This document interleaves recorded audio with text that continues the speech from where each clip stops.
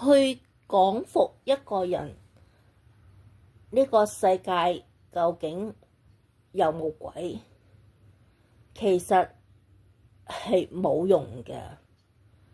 最直接嘅方法就係你自己本人遇見鬼，俾你遇上咗啦，咁你就不得不相信。如果有人自己去見過，但係佢呢就想說服其他人，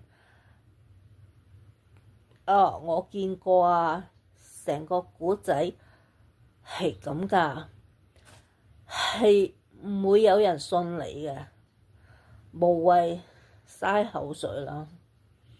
直至到有一日佢自己都遇到嘅，佢就知道原來係真嘅。呢類事情呢，係一定有親身嘅經歷先至會信嘅。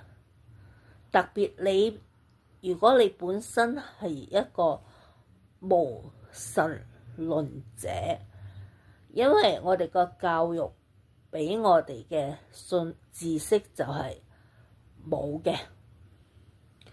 咁我而家年紀去到呢個位，學習去到呢個位，我已經知道原來知識係分兩類型嘅。一類型呢，就係屬於科學嘅知識，純科學；另外一種知識呢，係屬於非科學嘅知識，係屬於靈異嘅，係屬於超自然嘅知識。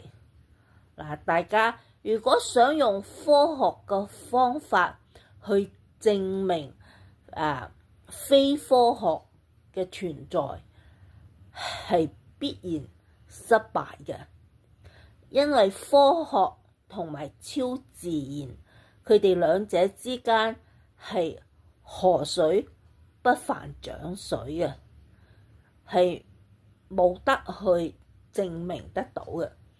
佢話：你話有鬼，咁你證明俾我睇啊！